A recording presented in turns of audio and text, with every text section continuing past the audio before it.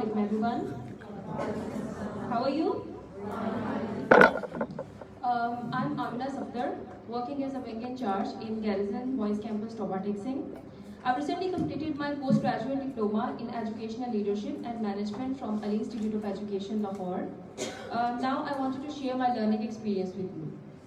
Being ahead, it's necessary for me to enhance my abilities and administrative skills according to the 21st century needs. This diploma has helped me a lot to think out of the box.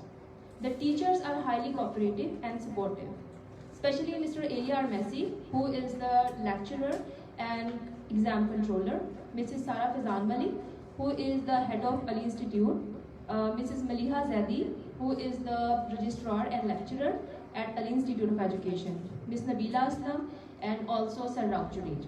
These are the teachers I have met, the best teachers in the world. Now we'll talk about the students. The students are highly experienced and highly qualified. हमारी class में जो students थे उनमें जो अभी फ़िलहाल जो work कर रहे हैं और वर्किंग तो सभी थे, they are the best leaders in their field. और उनमें हमारे साथ जो क्लासमेट्स थे उनमें एक तो हैं जो चार्टर्ड अकाउंटेंट हैं इन दुबई और he is also a business consultant, और एक हमारे जो क्लास मेंबर हैं he is a researcher in Cambridge University UK, वो यूके में वर्क कर रहे हैं, and also he is the head of department in सीकॉस यूनिवर्सिटी यूके। इसी तरीके से एक हमारी जो क्लासमेट हैं, she is engineer and she is working in Philippines. और एक है हमारी क्लासमेट, वो डॉक्टर हैं और she is working in Fatima hospital.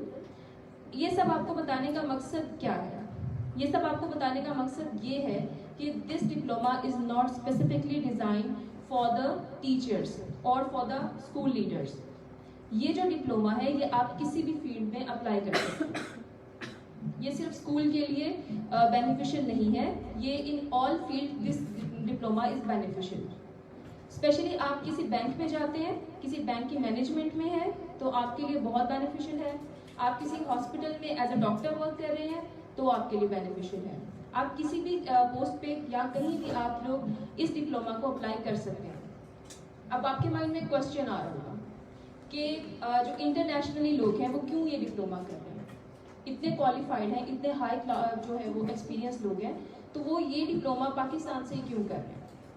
इसका आंसर ये है कि जो लोग ये डिप्लोमा करें, हम पाकिस्तान में जो मैनेजमेंट के लोग होते हैं उन्हें इतना उनके ऊपर फोकस नहीं करते हैं। उनकी ये जो प्रोफेशनल डिग्री होती है, जैसे सर ने पहले भी बात की है कि जो प्रोफेशनल डिग्री है हम उनके लिए असेंशियल नहीं करते हैं।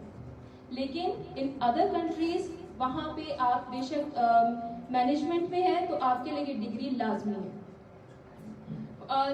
ये जो डिप्लोमा है ये कोई ऑर्डिनरी डिप्लोमा नहीं है, it is HEC recognised diploma. ये हायर एजुकेशन कमीशन से रिकॉग्नाइज्ड है और दैट मीन्स कि ये इंटरनेशनली एक्सेप्टेबल है। फॉर एग्जांपल, अगर मैं जॉब के लिए अप्लाई करती हूँ, मैं यूरोपियन कंट्रीज़ में करती हूँ या फिर मैं मिडल ईस्ट में करती हूँ, तो वहाँ पे 80% चांसेस हैं कि मुझे वहाँ पे मैनेजमेंट की सीट में जो है वो जॉब मिल सकती है। तो ये डिप्लोमा स्पेशली उन लोगों के लिए भी है जो बाहर जाके जॉब करना चाह रहे हैं। अब हम बात करते हैं कि इस डिप्लोमा के बेनिफिट्स क्या हैं और ये जो डिप्लोमा है इसके अंदर क्या क्या ऐसी चीज़ें हैं जो आपको एक पूरे साल में पढ़नी पड़ती हैं। Basically this is 1 year long diploma, ये 1 साल का है और ऑनलाइन है। ये फिजिकली भी करवाते हैं और ये ऑनलाइन भी करवाते हैं। अब इसमें जो हमारे मॉड्यूल्स हैं उन्होंने इस तरीके से डिवाइड किया हुआ है कि ये 11 मॉड्यूल्स हैं। इट कंसिस्टेड ऑफ 11 मॉड्यूल्स और ईच मॉड्यूल जो है उसमें 8 सेशंस हैं और after 11 modules you have to आपको एक पोर्टफोलियो देना होता है और एक आपका वाइवा। बेसिकली ये 11 जो मॉड्यूल है उस पर कंसिस्टेड है। इसके अलावा in each module you have to study 8 sessions.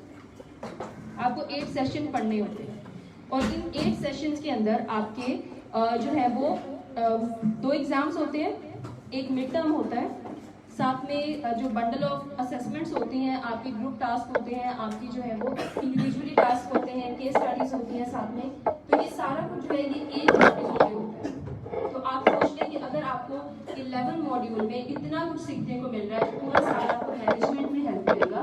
यहाँ तक कि आप जब कोई एक पर्सन जो कि स्कूल स्टार्ट करना चाह रहा हो, उसके लिए ये बेस्ट डिप्लोमा है। इसके अंदर इसके बेनिफिट्स कैसे हो सकते हैं, इसके अंदर हम कौन सी चीज़ें ऐसी हैं जो बेनिफिशियल हो सकती हैं हमारे लिए। एक तो ये कि आपको इंटरनेशनल लोगों के साथ कम्युनिकेट करने का मौका मिलता है। बहुत सारे ऐसे लोग हैं जिनको हमारी लैंग्वेज समझ नहीं आती है। हमारी क्लास में 2 से 3 ऐसे लोग थे जिनको उर्दू समझ नहीं आती थी। कोई अरबिक बोल रहा है, कोई उर्दू बोल रहा है, कोई इंग्लिश बोल रहा है, मतलब डिफरेंट लैंग्वेजेस के लोग थे। तो जब आपकी वहाँ पे ग्रुप डिस्कशंस होती हैं, बेशक वो इंडिविजुअल डिस्कशन हो या फिर वो ग्रुप डिस्कशन हो, ये आपको ग्रुप्स बना दिए जाते हैं, आपको टास्क असाइन किए जाते हैं, वो आपने मिल के करने होते हैं। तो दैट मीन्स कि जब आप आपस में कम्युनिकेट करते हो तो एक तो ये कि आपकी कम्युनिकेशन स्किल स्ट्रांग होती है, दूसरा ये कि आपकी नॉलेज इनहेंस होती है। आपको इंटरनेशनल स्टैंडर्ड्स का पता चलता है कि आप ये जो डिप्लोमा है ये इंटरनेशनल स्टैंडर्ड पे कहाँ लाइक करता है। तो इस डिप्लोमा में ये है कि मैंने ये जो ट्रेनिंग सेशन डिज़ाइन किया है, ये मैंने डिज़ाइन किया with the collaboration of our examination controller sir एलियार मेसी और हमारे जो क्लासमेट हैं who is the researcher in Cambridge University UK and also the head of department in UK, उनके साथ मिलके मैंने ये ट्रेनिंग सेशन डिज़ाइन किया। तो स्टार्ट करते हैं। मैंने इस ट्रेनिंग सेशन के बाद इसके अंदर कुछ मैं आपको पहले बता दूं, क्वेश्चनिंग होगी आपसे, कुछ आपकी एक्टिविटीज़ होंगी जो मैं चाहूँगी कि आप सबकी पार्टिसिपेशन जो है वो मेरे लिए वो हाईली अप्रिशिएटेड होगी। इसके बाद आपका एक फीडबैक होगा जो मेरे लिए बहुत इंपॉर्टेंट है, बिकॉज एज अ लर्नर मुझे भी बहुत सारी जगह पे मुझे भी अपने एरिया ऑफ इम्प्रूवमेंट को देखना होता है। तो एज अ लर्नर मुझे आपके फीडबैक की बहुत ज़रूरत है। तो let's start. The name of this course is whole school development. Whole school development का मतलब ये कि मैंने इस कोर्स को होल स्कूल डेवलपमेंट का नेम दिया है। इसमें हम हर चीज़ को कवर करें। Please next. इसके जो टॉपिक्स हैं, सबसे पहले है school development and then we will discuss change management. जो मैनेजमेंट में चेंजेस आते हैं उनमें क्या रेजिस्टेंस होती है, क्या एक्सेप्टेंस होती है, ये सब आएगा। And then leadership and distributed leadership. Leadership क्या होती है और डिस्ट्रीब्यूटेड लीडरशिप क्या होती है। First we will discuss school development. School development में हमारे पास जो टॉपिक्स आ जाते हैं, सबसे पहले हम जो डिस्कस करेंगे वो mission and vision and core values. उसके बाद stakeholders and their role. Then we will discuss स्वॉट analysis. Then building school teams, student development, quality assurance and CPD। Start करते हैं mission vision and core values से। आप में से किसी के माइंड में अगर विजन का कोई आ रहा है, कोई भी आप में से अगर बता सकता है कि विजन क्या होता है। Please next slide. विजन क्या होता है? विजन होता है कि आपके माइंड में कॉन्सेप्ट क्या है। आपकी एक ब्लर पिक्चर होती है, it's just like a dream.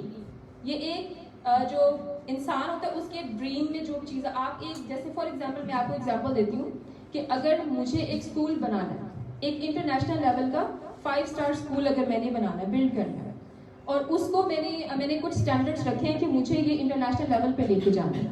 सबसे पहले मैं क्या करूँगी, अपना विजन देखूंगी कि मेरा विजन क्या है। विजन में क्या चीज़ आ जाती है, मैं अपना इंफ्रास्ट्रक्चर देखूंगी कि मेरी जो स्कूल होगा उसका इंफ्रास्ट्रक्चर क्या वो इंटरनेशनल लेवल को मीट करता है। उसके बाद मैं ये देखूंगी कि उसका करिकुलम मैं कौन सा चूज करूंगी, क्या वो इंटरनेशनल स्टैंडर्ड्स को मीट करेगा, ये होगा। उसके बाद मैं उसके अंदर जो उनसे रूल्स एंड रेगुलेशन मैंने करने हैं वो देखूंगी। जो विजन होता है वो इंसान के माइंड में एक ब्लर पिक्चर होती है उसके फ्यूचर की, उसकी ऑर्गेनाइजेशन के फ्यूचर की। ये आप एज अ हेड भी यूज कर सकते हैं हर एक भी ऑर्गेनाइजेशन का। जैसे मैंने आपको पहले भी बताया कि किसी भी जो अच्छा ऑर्गेनाइजेशन होगा, अच्छा स्कूल होगा, उसका मिशन भी होगा, उसका विजन भी होगा और उसकी कोर वैल्यूज भी होंगी। विजन जो होता है वो इंस्पायरिंग होता है, यानी वो लोगों को इंस्पायर करता है। और ये सबसे जो मेन थिंग है, आपका जो विजन है वो शेयर होना चाहिए, वो अंडरस्टैंडेबल होना चाहिए, वो अंडरस्टैंडिंग होना चाहिए, लोगों को समझ आना चाहिए कि आपका विजन है क्या। जाहिर है जब विजन होगा तो उसके आगे फिर हमें उसकी तरफ उसके गोल्स को अचीव करने के लिए कुछ हमें स्टेप्स भी लेने पड़ेंगे, तो उन स्टेप्स को कहते हैं mission. Please next slide. Mission is about here and now, यानी जो विजन है वो हमारा फ्यूचर है, हमारी ऑर्गेनाइजेशन का फ्यूचर है। हम अपनी ऑर्गेनाइजेशन को कहाँ देखते हैं, ये हमारा विजन है। लेकिन जो मिशन है, मिशन हमारे वो स्टेप्स और वो एक्शंस हैं जो हम अपने विजन को अचीव करने के लिए, अपने गोल को अचीव करने के लिए वहाँ पे स्टेप्स लेते हैं। फॉर एग्जाम्पल, मैं दोबारा से उसी एग्जाम्पल पे आऊँगी कि अगर मुझे एक स्कूल बिल्ड करना है तो सबसे पहले चले देख लेते हैं कि मेरा स्कूल जो है वो अभी सिर्फ मॉन्टेसरी लेवल पे है, उसको मुझे प्राइमरी लेवल पे करना है। तो मैं अपना एक गोल सेट करूँगी, अपना एक मिशन सेट करूँगी उसे प्राइमरी लेवल तक लेके जाने के लिए। जैसे जैसे मैं उन स्टेप्स को फॉलो अप करती जाऊंगी, जैसे जैसे मैं अपने मिशन के पास लेती जाऊंगी, गोल अचीव करूंगी, वहां पे मेरा ये मिशन हो गया एंड। नेक्स्ट मेरा मिशन क्या होगा, उसको मिडल तक पहुंचाना। जो मिशन होता है आपका बेसिकली वो शॉर्ट टर्म होता है, लेकिन आहिस्ता आहिस्ता ग्रेजुअली वो जो है लॉन्ग टर्म होता जाता है। तो ये होता है आपका मिशन। किसी भी ऑर्गेनाइजेशन का मिशन, विजन और उसकी कोर वैल्यूज, ये सबसे बेसिक चीजें हैं। अगर आपको अपनी जो ऑर्गेनाइजेशन है उसे बिल्ड करना है तो सबसे पहले आपके माइंड में आपका विजन होना चाहिए, देन आपका मिशन होना चाहिए और उसके बाद आपकी कोर वैल्यूज आती हैं। Please next slide. These are the values. अच्छा, अब हम देखेंगे कि वैल्यूज क्या होती हैं। What are the values? Values वो बिलीव्स होते हैं जो आपको अपने जो गाइड करते हैं, मोटिवेट करते हैं आपके एक्शंस के ऊपर, आपको एक्शंस में, और आपके जो है वो एटीट्यूड। हम अपने जो वैल्यूज होती हैं अपने स्टूडेंट्स को, अपने जो बच्चे हैं उनको किस तरीके से उनमें डेवलप करते हैं, उनको डे टू डे प्रैक्टिस करवा के हम उनको बार बार रिपीट करते हैं कि आपको ये हमारी वैल्यूज हैं, जैसे इस्लामिक वैल्यूज हैं हमारी। Top on the list respect. हमें अपने बच्चों में या अपने स्टूडेंट्स में जब रिस्पेक्ट का एलिमेंट ऐड करना होता है तो हम सबसे पहले क्या करते हैं, उसको घर से स्टार्ट करते हैं। उनको बार बार प्रैक्टिस करवाते हैं कि ये आप कभी भी कोई बच्चा किसी भी तरीके का बिहेवियर करता है तो हम सबसे पहले उन्हें क्या कहते हैं कि आपको रिस्पेक्ट करनी है। Respect to the elders and also the youngers. इसमें जो है एक स्कूल की वैल्यूज होती है, हर स्कूल का अपना कल्चर और अपनी वैल्यूज होती है। अब स्कूल की वैल्यूज क्या होती है, कोई भी आपने से बताएगा स्कूल की क्या वैल्यूज होती हैं? कुछ भी माइंड में आता है? Respect of teachers, very good. Cooperation, very good. Tolerance, very good. Hard work, honesty, these are the core values of the school. Punctuality also, discipline also. There are lot of values which a school have. And a school promotes its values through the policies. वो अपनी policies को के through school में अपनी values को introduce करवाता है और साथ में जो है वो अपने डे टू डे बिहेवियर से टीचर्स बच्चों के अंदर डेवलप करती है। जो हमारी अपनी वैल्यूज होती हैं, स्कूल का कल्चर, स्कूल की वैल्यूज जो है वो हम अपने बिहेवियर से और डे टू डे जो हमारी प्रैक्टिसेस होती हैं उससे हम डेवलप करते हैं स्टूडेंट्स में। What are the core values? चलिए इस पे बात होगी। अब इसका रिस्पॉन्स ये है कि स्कूल वैल्यूज में रिस्पेक्ट आ जाता है, जस्टिस होता है among the students, among the staff members. आपको स्टूडेंट्स में भी जस्टिस करना होता है, आपको टीचर्स में भी जस्टिस करना होता है। आपका ट्रस्ट बिल्ड होना चाहिए on your students and on your staff members. Trust का इन्वायरमेंट जब तक नहीं होगा, आपके स्कूल का इन्वायरमेंट अच्छा नहीं होगा। आपकी वैल्यूज, आप उस स्टैंडर्ड को मीट नहीं कर सकेंगे अगर आपके जो स्कूल ऑर्गेनाइजेशन है उसमें ट्रस्ट का एलिमेंट नहीं होगा। Then spirituality, cooperation, learning together, brotherhood, leadership, equality and excellence, ये सब जो है हमारी स्कूल की वैल्यूज होती है। Please next slide. Okay, now here is a question for you. What is the vision, mission and core values of Garrison? If you know, क्या आपको पता है? Yes ma'am. अक्सा? हमारी कोर वैल्यूज हैं वो एथिक्स है, वेरी गुड, रिस्पेक्ट है। अच्छा, यहाँ पे मैं आपको बता दूं कि हमारे जो गैरिजन की वेबसाइट है garrison.edu.pk, वहाँ आपको हमारी कोर वैल्यूज, हमारा मिशन और हमारा विजन, तीनों चीज़ें वहाँ मिल जाएंगी। अगर आप अपने ऑन पे भी विजिट करना चाहते हैं तो हमारी वेबसाइट पे ज़रूर विजिट कीजिएगा, वहाँ आपको स्कूल का कंप्लीट बायोडेटा मिल जाएगा। Please next slide. This is the vision, mission and core value of garrison. अच्छा, गैरिजन में हमने अपना मिशन भी एक्सप्लेन किया, हमने अपना विजन भी एक्सप्लेन किया और अपनी कोर वैल्यूज को भी एक साथ एक्सप्लेन किया। The first part is our mission, first part हमारा मिशन है, उसके बाद हम वैल्यूज और अपने विजन को एक्सप्लेन करते हैं। तो ये आपको जो है वो गैरिजन की वेबसाइट में मिल जाएगा, आप इसको डिटेल में सर्च कर सकते हैं। Please next slide. Now we talk about the stakeholders. Who are the stakeholders और क्या इनका रोल होता है? The stakeholders are as an individual group has that interest in any decision और activity. Stakeholders होते हैं, दे आर इंडिविजुअल और group of stakeholders play an important role in managing school. They are the parents of the school leader, partner of the school leader, making the second conduct responsible for the achievements and learning outcome through their active participation in school activities, programs and projects. इसमें क्या होता है कि बहुत सारे ऐसे school हैं, मैं उन स्कूल्स का नेम, बहुत सारे ऐसे ब्रांड्स के स्कूल हैं जो कि स्टेक होल्डर्स को अपने साथ डायरेक्टली और इनडायरेक्टली जो है वो कनेक्ट करते हैं। हमारे बहुत से ऐसे इवेंट्स होते हैं जिसमें हमारे पेरेंट्स इंक्लूड होते हैं, पेरेंट्स की फंडिंग शामिल होती है। तो ये जो रोल होता है यहाँ पे जो पेरेंट्स हैं वो एज अ स्टेक होल्डर हमारे स्कूल को इन्फ्लुएंस करते हैं। इसके बाद जब पेरेंट्स या कोई जो है वो कम्युनिटी मेंबर आके हमारे स्कूल या हमारी ऑर्गेनाइजेशन के बारे में कुछ हमारे जो जहाँ एरिया ऑफ इम्प्रूवमेंट्स होते हैं वो डिस्क्राइब करते हैं या फिर हमारी कोई और बहुत अच्छी बात को अप्रिशिएट करते हैं, तो वो भी हमें डायरेक्टली और इनडायरेक्टली इन्फ्लुएंस कर रहे होते हैं। जाहिर है, जब वो हमें हमारा एरिया ऑफ इम्प्रूवमेंट बताएगा, हमें ये बताएंगे कि हम कहाँ पे लैग कर रहे हैं, तो उससे ये होगा कि हम अपनी इम्प्रूवमेंट की तरफ जाएंगे, हम अपने स्कूल की डेवलपमेंट की तरफ जाएंगे। तो स्टेक होल्डर्स का बहुत इंपॉर्टेंट रोल होता है आपके स्कूल में, आपकी किसी भी ऑर्गेनाइजेशन में। ऑर्गेनाइजेशन का वर्ड मैं यहाँ पे इसलिए यूज कर रही हूँ क्योंकि this diploma is not only for the school leaders. ये सिर्फ स्कूल लीडर्स के लिए नहीं है, ये आपकी कोई भी ऑर्गेनाइजेशन हो सकती है, ये आपकी फूड चेन भी हो सकती है। Mission, vision, core values, stakeholder, ये सब आपकी कोई फूड चेन भी हो सकती है, आपका क्लोथिंग ब्रांड भी हो सकता है, आपका मेकअप ब्रांड हो सकता है, इवन आपके school, colleges, universities, educational institute से अलग किसी बैंक का भी हो सकता है। ये हर ऑर्गेनाइजेशन का अपना होता है, ये डिपेंड नहीं करता कि वो स्कूल ही होना चाहिए, किसी भी ऑर्गेनाइजेशन का हो सकता है। SWOT analysis. Now we'll talk about the SWOT analysis. SWOT analysis जो है basically SWOT.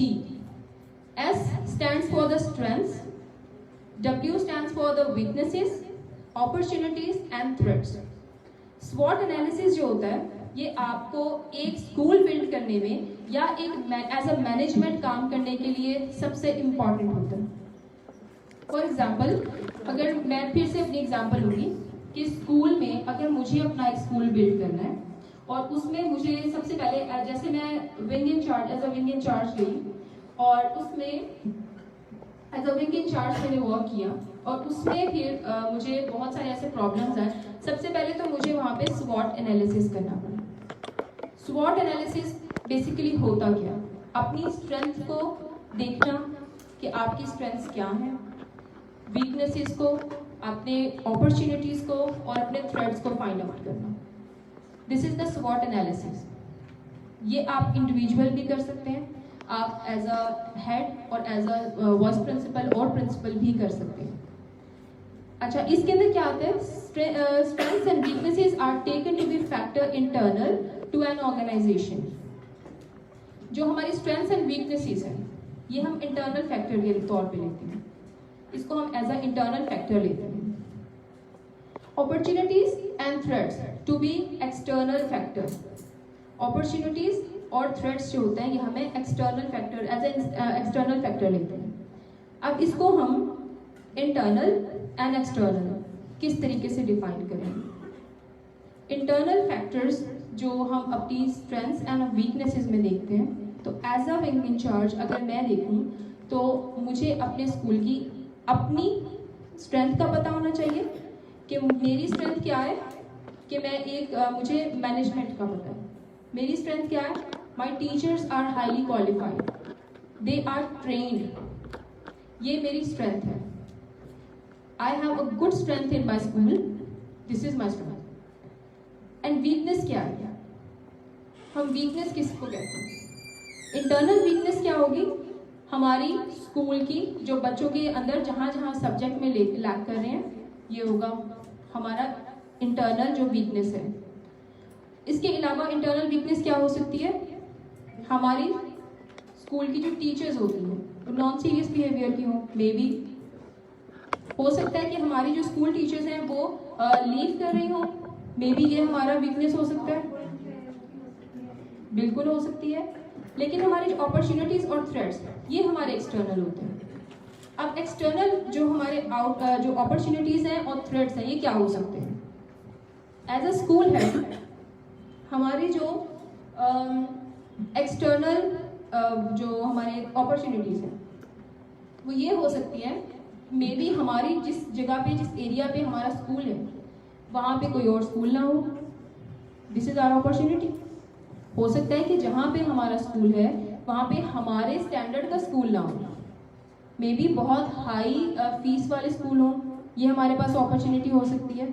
लेकिन हमारे पास थ्रेट क्या होगा, अगर हमारा कोई कॉम्पिटिटर हो, बिल्कुल अगर हमारा कोई कॉम्पिटिटर हो, ये हमारा थ्रेट होगा।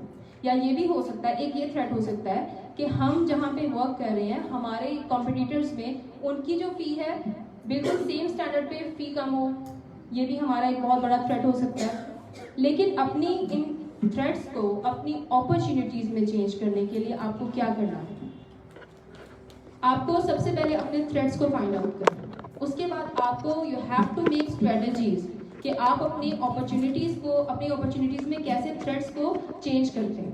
students outgoing can be also a threat, also yes, student outgoing. अच्छा, हम यहाँ पे ये कर सकते हैं, फॉर एग्जाम्पल अभी मैंने आपको एग्जाम्पल दिए कि स्टूडेंट का जो हमारा, जैसे मैम ने भी बताया कि स्टूडेंट आउटगोइंग, ये एक हमारा थ्रेट हो सकता है। फिर एक हमारा थ्रेट है फी ज़्यादा होना या कम होना, ये भी हमारा एक थ्रेट है।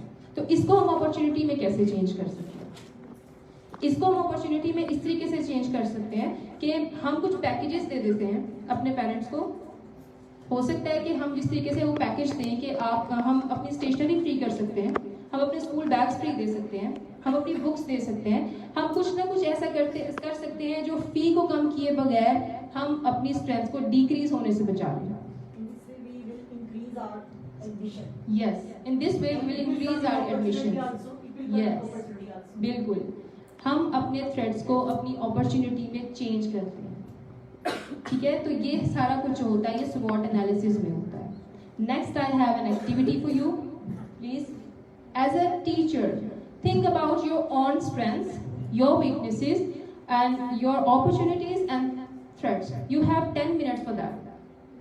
As a teacher, आपको क्लासरूम में या आपको स्कूल में ऐसी आप में कौन सी आपकी पर्सनालिटी में ऐसी कौन सी स्ट्रेंथ है, ऐसी कौन सी वीकनेस है, ऐसा कौन सी अपॉर्चुनिटी है या ऐसा कौन सा थ्रेड है जो आपको लगता है कि एज अ टीचर आपको फेस करना पड़ रहा है।